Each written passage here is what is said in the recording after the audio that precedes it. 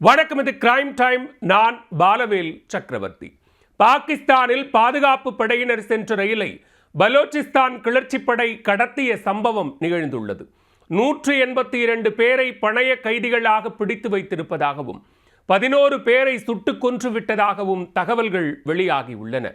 ரயில் கடத்தல் சம்பவத்தின் பின்னணி என்ன? பாகிஸ்தான் பாதுகாப்பு படையினர் சென்ற ஜாஃபர் எக்ஸ்பிரஸ் ரயிலை கிளர்ச்சிக்குழு வெடிகுண்டு வைத்து தகர்த்து பிடித்த காட்சிகள்தான் இவை. பாகிஸ்தான் அரசுக்கு சவால் விடும் பலுச்சிஸ்தான் கிளர்ச்சிக்குழு பணைய கைதிகளை துப்பாக்கி முனையில் பிடித்து வைத்திருக்கும் சம்பவத்தின் பின்னணி என்ன?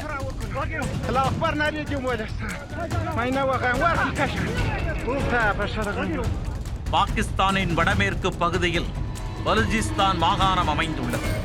பாகிஸ்தானிடம் இருந்து தங்களுக்கு சுதந்திரம் கோரி அங்கு கிளர்ச்சியாளர்கள் குழு ஆயுதம் ஏந்தி போராடி வருகின்றனர்.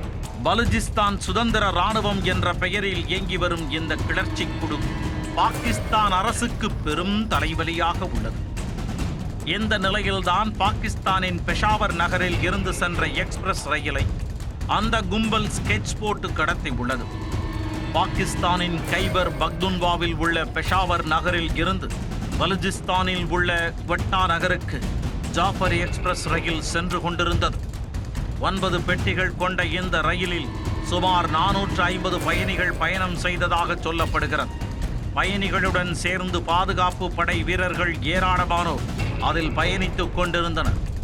ரயில் போலான் மாவட்டத்தில் உள்ள சுரங்கப்பாதை எண் 8 அருகே சென்று கொண்டிருந்த போது ரயிலை ஓட்டி வந்த லோகோ பைலட்டை கிளர்ச்சி குழுவினர் துப்பாக்கியால் சுட்டுள்ளனர். இதைத் தொடர்ந்து தண்டவாளத்தை வெடிகுண்டு வைத்து தகர்த்தது அந்த கும்பல்.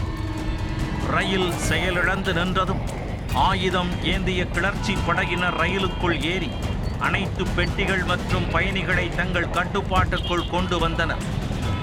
அப்போது ஏற்பட்ட சிறு சிறு மோதலில் 11 பேரை கிளர்ச்சி குழு சுட்டுக் கொன்றதாக தெரிவித்துள்ளது.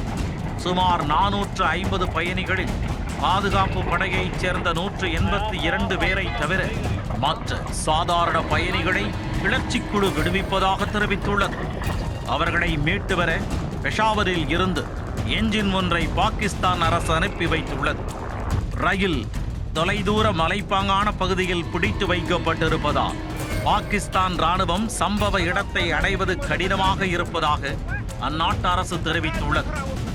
பாகிஸ்தான் அரசு இராணுவ நடவடிக்கை எடுக்க முயன்றால் பிடித்து வைக்கப்பட்டுள்ள அனைவரும் தூக்கிலிடப்படுவார்கள் என கிளர்ச்சி படையினர் எச்சரிக்கை விடுத்துள்ளனர்.